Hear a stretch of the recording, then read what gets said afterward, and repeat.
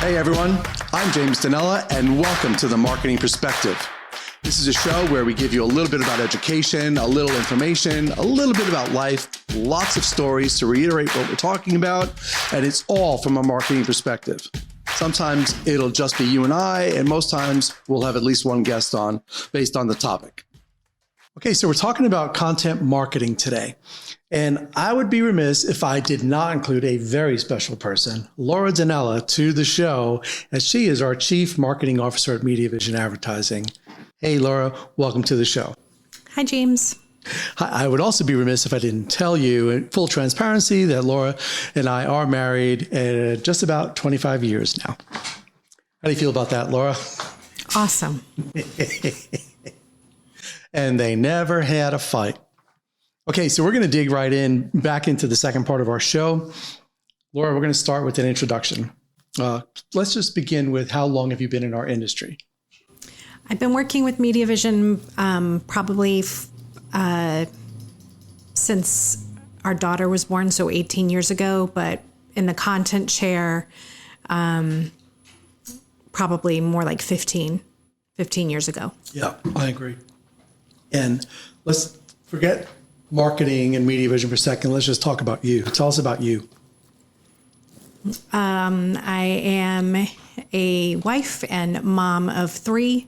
My oldest, Kylie, is 18 and about to head off to college, and she's going 8 hours away, which is really far, but I'm very excited for her. My son is 16 and will be a senior in high school this year. And then our youngest, Faith, is 13 and will be a freshman in high school. So what's interesting about that is, Laura has been a professional in business for a long time and used to work at Coach, and you've accounted for quite a big portion of business over time with multiple companies in the fashion industry back in her day. But when I asked her about her strength was her relationship, her children, and you got relational and personal.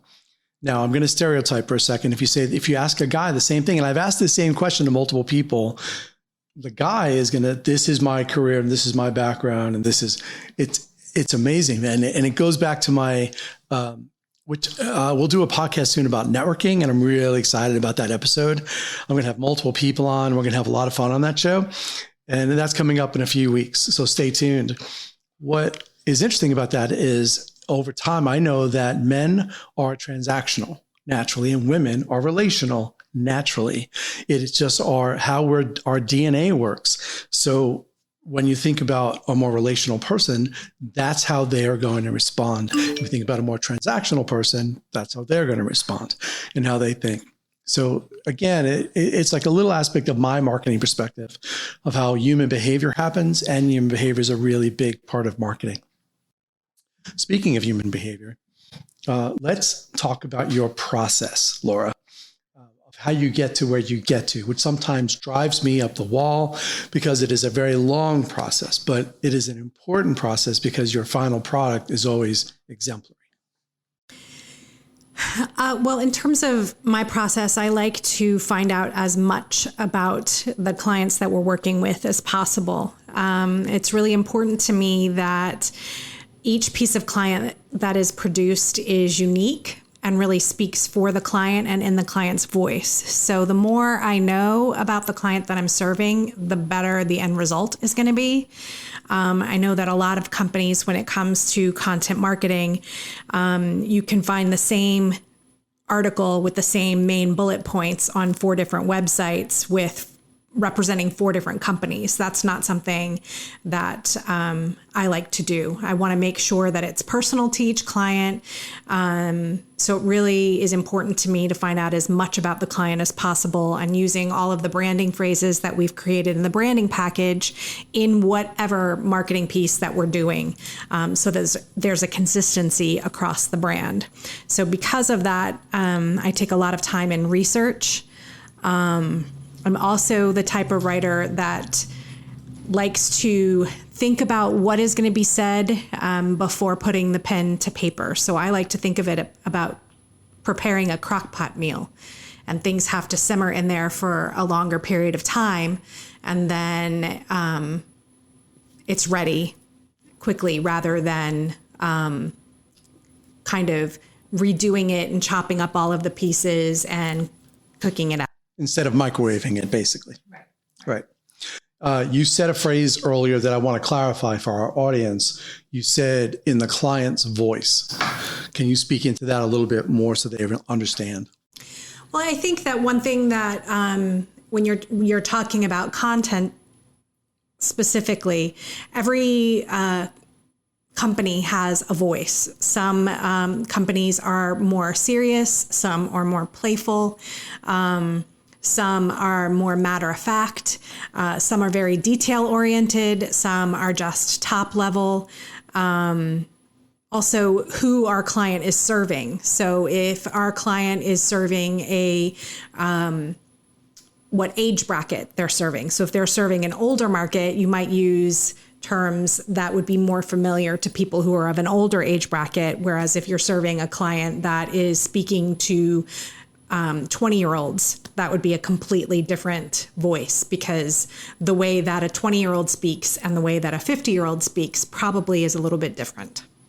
Right. And that's probably what I find is one of the biggest challenges with any client that we serve, is getting them to a place to understand, because that takes time to develop that. It's not overnight. Even if you try to do it yourself, it really does take time. Because as a brand grows, it evolves, and your client may change based on how you evolve the culture of that brand. So that message has to really be tuned to exactly who you're trying to target. Too often, in my opinion, I think we see companies try, well, we want to be something to everybody, but you can't. Not effectively. Even national and international brands that are doing it, they are speaking to a specific audience, and they have much more market share, and they also have bigger budgets. But when you're talking about local, regional, and even sometimes small national accounts, they still have a finite budget, and that message is critical component to the strategy and to the visual elements, and it all has to play together. And I think you can try and reach two different markets of people, but you would need to reach them differently and speak to them differently. And the language that you're using would be different based on who it is. It really is about the target market that our clients are trying to reach and marrying that with the personality of the client. That's right. And you've heard that before when we've talked about, we had Allison on, who's our creative director, and we were talking about visual brands. But when it comes to finding and honing in on that target market and being specific, we say the same phrases again and again. So if you actually listen to a series of show, you can get to a point that you actually can do this yourself, or at least understand it better, that if you are managing it yourself, it'll arm you in a way and empower you to make better choices for your own brand as you build it up for yourself. So with that said, I'd like to go even deeper and talk about the different content types, if that's okay. And my first one is going to be about the brand message, and that's kind of top level, big, audacious kind of outreach. This is who we are and what we're about. So speak into that a little bit on how you develop that. When it comes to brand keywords and phrases and stuff like that, you really have to understand the core values of the client and their mission statement, what words are meaningful to them, what message they're trying to convey, and also making sure that whatever that messages that you're going to put out there matches what customers see and feel and experience when they're interacting with that company. So I get what you're talking about regarding it's very 1,000-foot about a brand message. Drill down a little bit more, like be a little bit more specific as to how you develop that brand message for a specific client. Well, part of that would start in discovery, and it works hand in hand with the brand visuals, but we would always talk to a client about words that they think are important, what the main message is that they're trying to convey to their client, The tricky part is that a branding message is a few short words. So you're trying to hone in on one very important word and then try and convey a message that is representative of the brand around it. It's at times pretty challenging.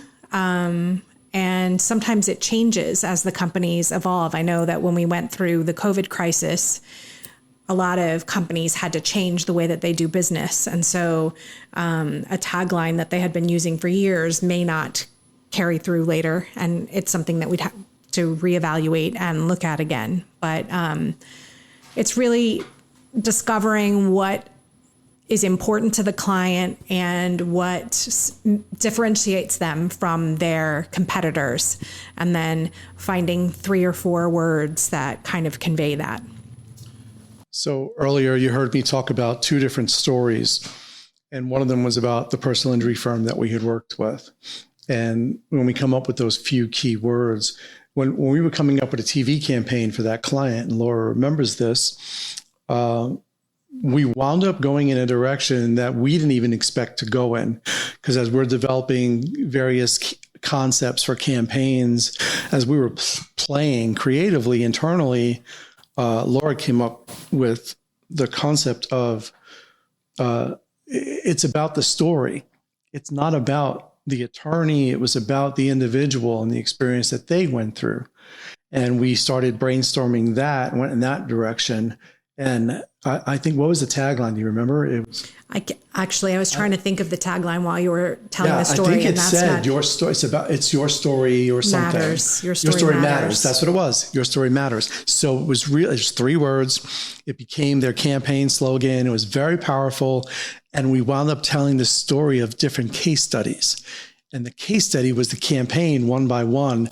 And they honestly took off.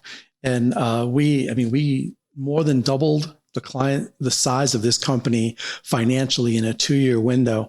It was really powerful. It was the only things that we changed. We kept the same budget when we picked them up in the beginning, and then we kept the same media they were using. We just positioned it differently, and we changed the content, and they skyrocketed.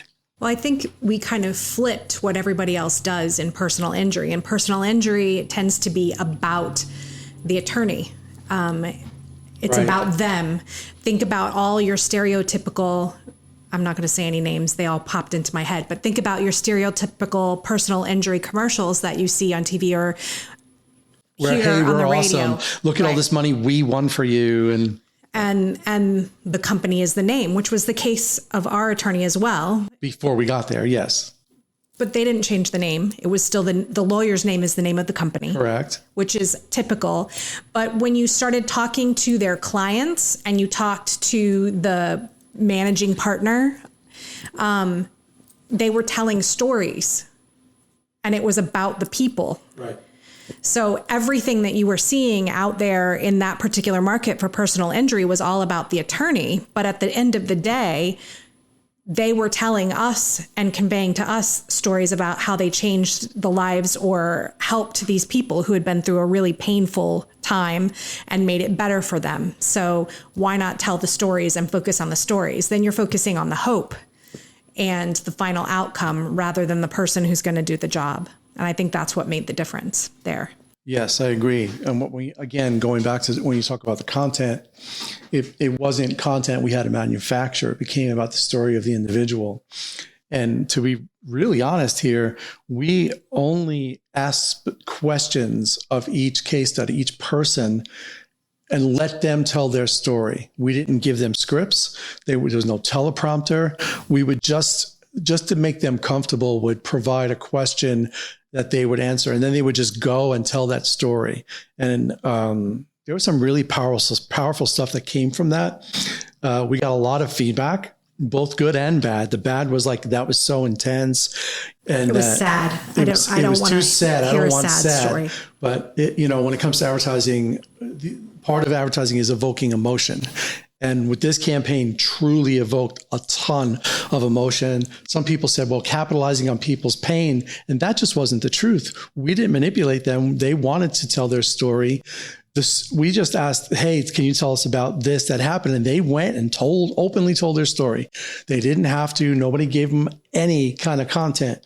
And I'll tell you, it was, I loved what the outcome was, good and bad. They say there's no bad PR, right? I actually think there is bad PR, but that's another episode. I thought it was a great campaign from a content standpoint. And in this case, it's not always what you have to, my point of all this is not always what you have to manufacture and create from nothing, because sometimes that's difficult. And if you're doing it yourself and you're out there, content can be difficult to do on your own because sometimes you're too close to it. But this is a great example of you could use testimonials from your clients or customers or however you look at it. And that could be a possibility and one campaign you use in your marketing effort, just, if you're a DIY marketer kind of a person. So I'm going to move on. So we talked a little bit about brand message. Let's talk about web content, which is Laura's favorite topic, by the way. Wink, wink, nudge, nudge. I hate it. Yes. We know. Long format is challenging. It's laborious. You're good at it. Your process drags it out at times. But what's awesome is the content is unique to the client. And that's something important when it comes to web content. So Laura, let's talk about that part, because how you break it down, what you need to be able to do the job effectively. Tell us all about that. Well, a lot of companies with web content, again, you could go to any website and get the same information. But you really need to think about the almighty Google and what someone's going to type into Google and try and work backwards from there. So depending upon what your product or service is, what kind of things people are going to search for, and try to hit keywords while you're writing the content. Now, you can't, if you are an auto mechanic, you don't want to say auto mechanic every 5 words because Google doesn't like that. But you might say auto, you might say car, you might say automobile, you might say vehicle, and try and get that word within your content as many times as possible without making it sound like the sentence has the word car or automobile every 2-3 words. Got it. It's also trying to narrow down the content so that you are covering all of the main points without going on too long. One thing that we find with a lot of people is that they want to say everything, but no one is going to read everything. So you need to make it palatable for the customer, for the consumer. What you're looking for is for people to stay on your website as long as possible. You need to try and make the content interesting in some way so that they'll read more than just skimming headlines and trying to get the information that they need. Yeah, and there's a lot more to that too. Like developing the site architect is very important in the design of it so that the consumer experience is easy and they can get anywhere, and what standards are 3 clicks or less. The content plays a critical role in that page by page because it tells the story. Also, unique content page by page makes your site organically search much higher. But it's always, the content is the most challenging part of any web build. And, they say, hey, the site's going to be done in 2 weeks. Don't ever believe whoever's telling you that, because it's kind of like when a contractor says I'll be done in 2 weeks. Average sites take about 3 months. And most times it's because of content. Either just the content's being built page by page, or sometimes it's a back and forth with approvals between client and agency, or client and the web company that's doing it. So, but average time roughly is around 3 months of time, in case you're wondering. Playing the home game out there. All right. So is there anything else on web content that you wanted to cover? Well, I just kind of thought to myself that I always try to look at what would the consumer ask? What question would they ask? What would I want to know? Because I know if I'm going to a website to try and get information and I can't find out the information that I want, I get frustrated, and then I may not want to use that particular company because I can't get the information that I'm looking for. So I try to I try and put on the consumer's shoes, so to speak, and try and figure out what I would want to know and make sure that that information is being conveyed on the site. That's a tough line to ride when a client wants to tell you everything. Yes. And we want what's relevant to the consumer to be there. Nobody's going to read all that. No, right. While I love it for SEO purposes, Yes. I say the more content, the better, but there does have to be a line on that.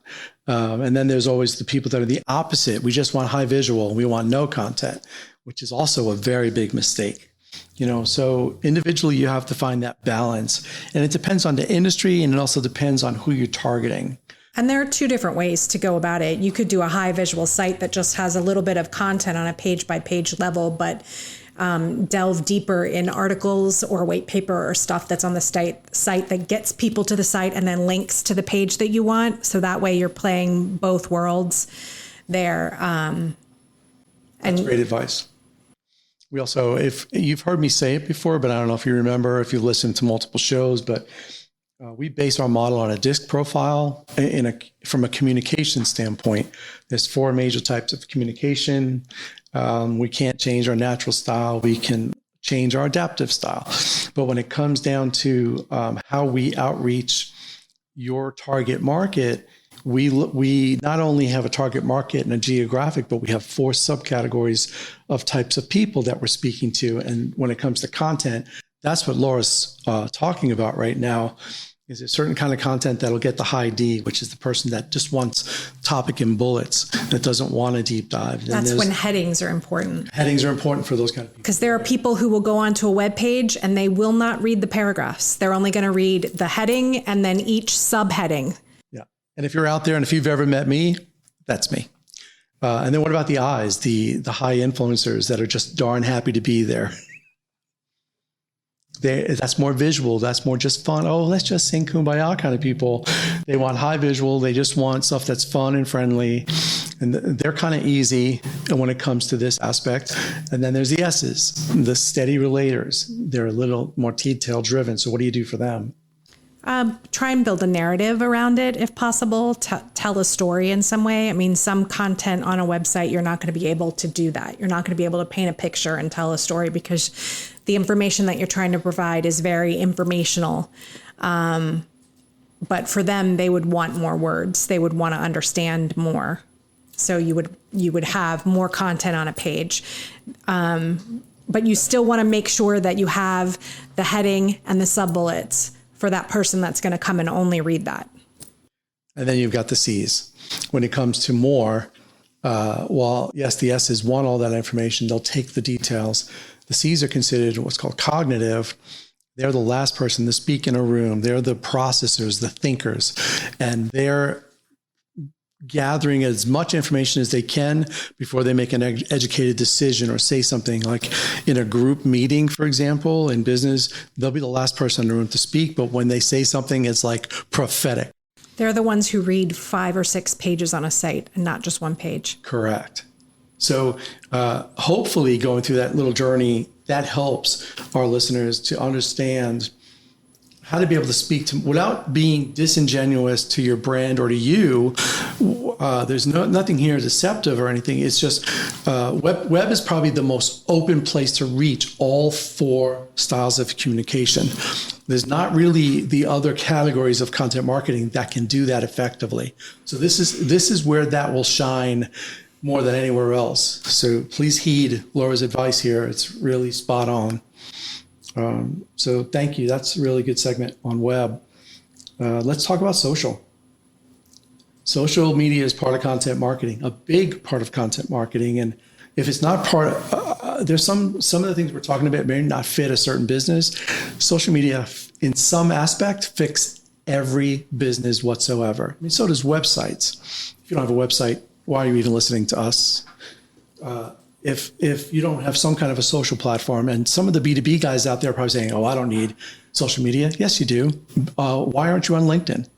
And that's a deep dive for another episode, but let's talk about content for social media. What's your guidelines? What's your process there? What do you like? What do you not like? Well, I think you have to try and speak to multiple people.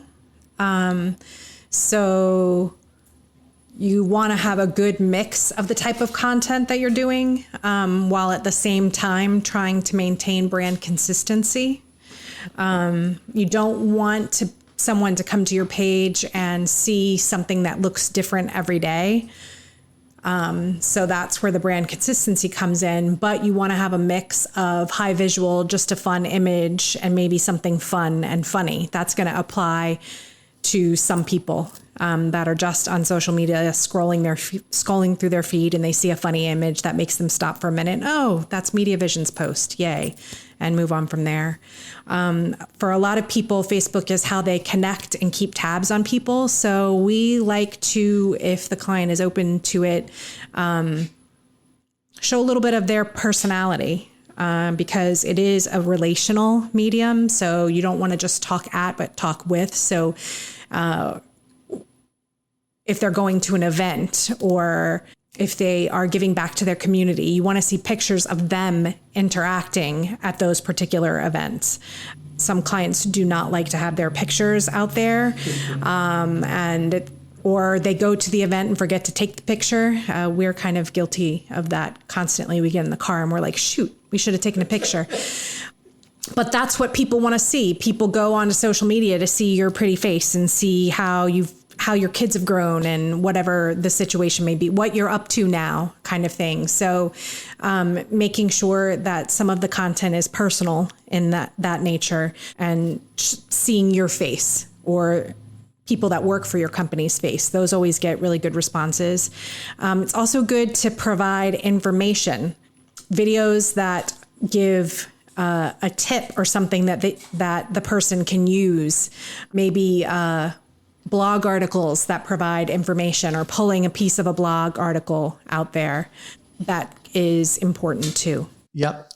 That's all good. We understand that. I would like you dig in a little bit to content management, which is also a big part of your chair, and what dictates a lot of what happens as far as timing and what goes out the door in our office. Content management is a way that we track the content that we're doing for our clients. If we are doing a particular campaign or multiple campaigns in a year, we would want to time them so that they are launching at specific periods of time. Another thing that comes into play with content management is seasonal changes. HVAC companies obviously are going to be putting in air conditioners in the summertime, and furnaces and oilers in the wintertime. So you want your content to time out to that. You don't want to be talking about ACs when it's freezing out. So seasonal changes go into play with content management, and then you plot it out to make sure that you are reaching all the different kinds of communication styles, and you're reaching out to them so that the theme of all the content that's out there is consistent across all of your platforms, whether it be traditional advertising or streaming video or digital display or social media, so that you're not talking about one thing on one particular medium and one thing on another particular medium. They're kind of getting the message over and over again. So the customer's like, okay, I get it. I have to call Acme, whatever company, to take care of that problem I've been having. I'm seeing it everywhere. I need to pick up the phone and call them. Yeah. So what you're attesting to is consistency of whatever the message is, that across all platforms. Correct. So, and it's just a matter of the timing of that. And that's a key part of your chair. Mostly everybody else doesn't even think about that. And it all gets coordinated from you. When it comes to video, I know we touched on it with that personal injury example. I'd like to dig a smidge deeper, because video is used in so many ways and is a big part of content marketing now. And I mean, we use video at least 4 different ways. So can you speak into that a little bit specifically? Well, it's one way for a client to express their strengths and weaknesses in a way that we can utilize the video that they create into multiple ways and create multiple types of content from it. So you have the straight video that is produced that you can play on social media. You can take one piece out from a video. That's one important point, because people aren't necessarily going to absorb all of the information in a 2-minute video. They're just not. But maybe there's one important point that you really want to hone in on. So you can do one particular post that is just talking about that aspect, that one important thing that you want them to have. There may be something that they touch on in the video that you want to go more in depth for. And it's also something that would be really good keywording and SEO type stuff for your website. So that may be something that you want to develop into a blog article. And then that blog article can be shared on social media, can be shared in LinkedIn, but also would get posted on your website so that there is more words and people can learn more information. But not everybody is going to want to read a blog. So that's one way to utilize the content. So from my chair, which is more strategic, so we use video for brand content such as broadcast television, cable TV. We'd use it for over the top, which is streaming video. We also use it for YouTube. We use it, like Laura said, for social media. We'll use it for web specifically, like a longer video, longer format that's more educational or informational.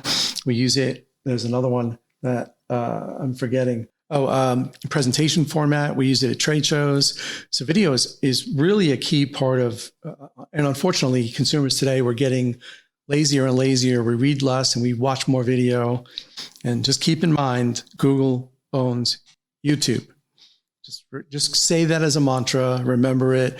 I know a lot of video people out there that love using Vimeo. They think it's a better platform and it's really cool for presentation purposes. But as far as SEO, it is not as strong as YouTube because Google owns YouTube. So just remember, I'll say it one more time. Google's not paying me, I swear. Google owns YouTube. It's really important because when you're on a budget, you have to maximize the dollars that you're spending. When you're coming up with all this content, you want to maximize the content. You could take the same content and repurpose it 5, 6 different ways. As Laura was just saying, we're taking video content and transcribing it and turning it into blogs and content on sites and social posts. Like the same information is going out there because you own it. If you created it, it is unique to you. And that's a differentiator. We see all the time, we see content that is repeated. You can go on a website and look at a paragraph of somebody's content. And if you search that content, you can see it on 4 or 5 different sites. And there's actually sites that actually search and they're doing it more for copyright infringement purposes. But you can see content repurposed all over the place. Well, there are companies that sell the same article to an industry, say. Correct. They do it by geographic. And all they do is change the name of the company. The name and the address, and that's it. It's the same content. So Bob Smith of XYZ company says, and then the exact same sentence could be used for Fred Thompson at ABC company. Literally in a different county. Correct. And legally, that's okay. But we know for SEO purposes, it's horrible. And for brand purposes, it is not unique. There's nothing that differentiates you. And you all know that if it doesn't differentiate you, what does it come down to? Price, which is never something you want to get down to. So we're covering a lot of that. Is there another specific content marketing topic you want to hit on? Because we've hit the brand message, web, social, video. What else would you like to cover there?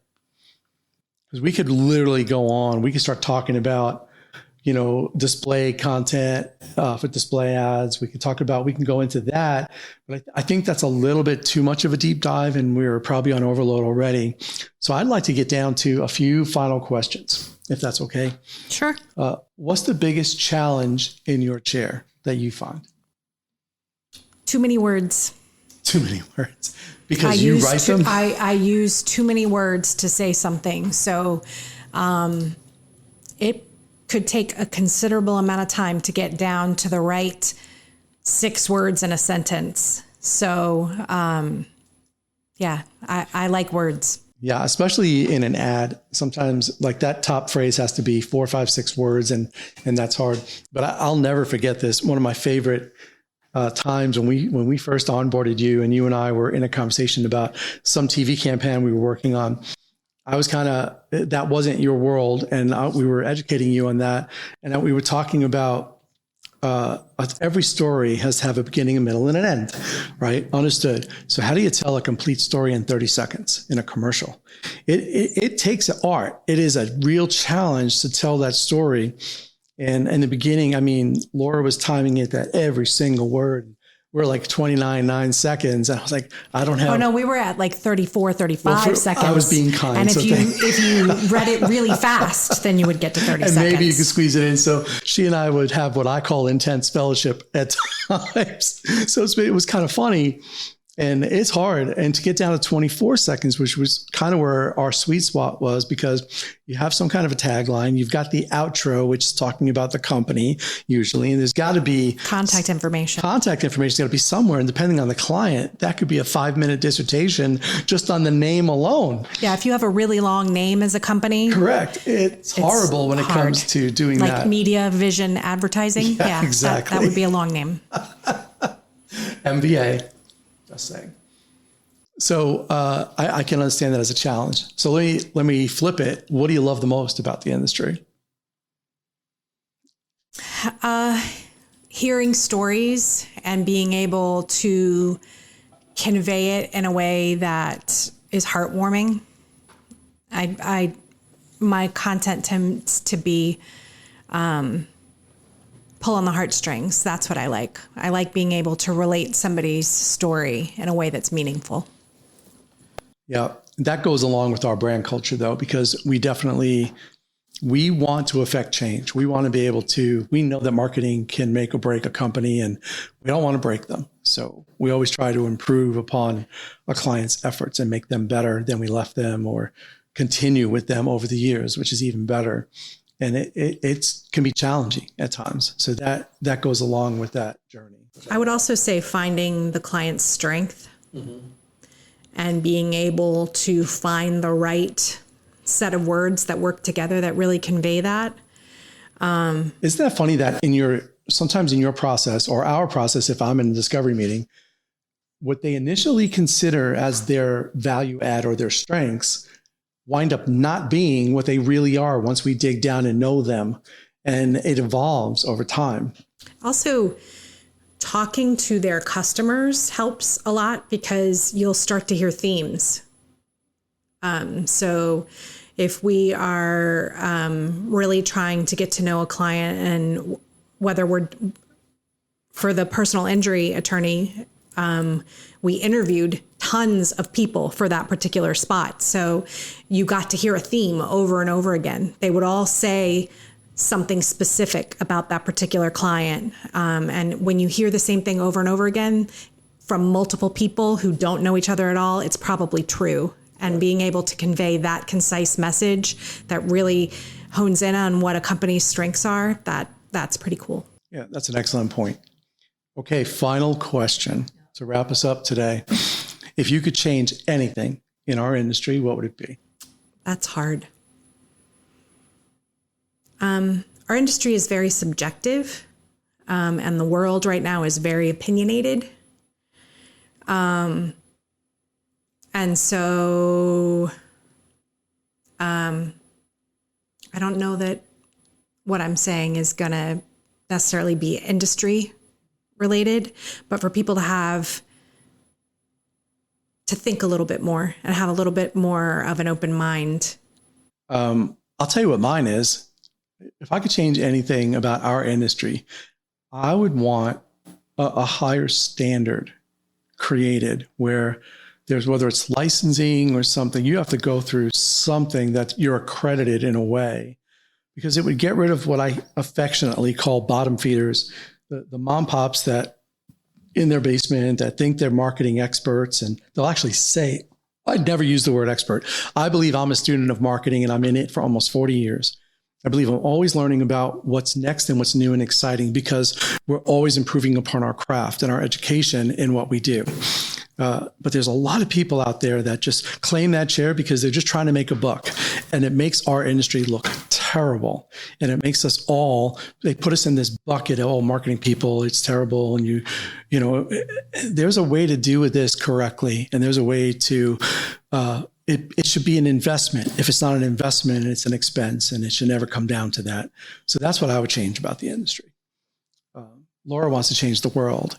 And I think what you were speaking to was about, not even left, right, not even from a political standpoint, like this cancel culture of when we say opinionated, it's all negative. Well, I think respect for people's craft. I mean,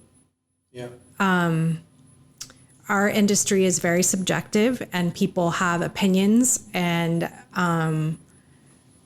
just because your opinion is X about something doesn't mean that Y isn't also true. That's right. And yeah. So this is a podcast all in itself. No, but we are trained at what we do. We have experience in what we do. We've been doing it for a long time. So there is a level of knowledge there. There's a reason behind the choices that we're making. So I think maybe having more respect for the product. Yeah, that's a good way to put it. Okay, I can see that. Yeah, we do get a lot of opinion, and we've already exhausted a lot of those options when people make those suggestions. We probably thought about it. We've probably already put it on a piece of paper and said, no, this just isn't going to work. But we probably have a reason as to why we did not go in that direction. Correct. And to have to justify the answer for that all the time is definitely frustrating, where in other industries, we just assume that they're good at what they do and we accept it and move on. Yes. It's funny. So we should close with this. I was on so many boards over the years, and when the lawyer spoke, the legal, it's a 5-minute thing, and everybody said, "Oh, well, you're the lawyer, so yeah, great." And they move on. The accountant would speak, same thing. Finance and management, same thing. When it got to marketing, everybody had a degree in marketing all of a sudden, or art background, or whatever it was, and it was a 3-hour dissertation on why it should be blue and not green. And I would sit there and just shake my head and laugh, because everybody thinks they know better. It's not as subjective as you think. It's not just art. It's also science and math when it's done well. And we combine all three of those aspects into everything that we do. And a lot of time goes into all the choices made. So to Laura's point, I can understand why you bring that up, because you personally, you come across it a lot. So we kind of went a little bit long in the tooth at the end there. That got a little complicated. It was a big question. But I'm going to wrap it up. Laura, I want to thank you so much for being on today. Did you enjoy your time on the Marketing Perspective? No, she didn't. This is not my happy place. Well, for our that's funny. For our listeners, I hope you enjoyed her uncomfort and our time together today. I'm going to wrap it up. Until next time, thank you for listening to the Marketing Perspective. See you soon.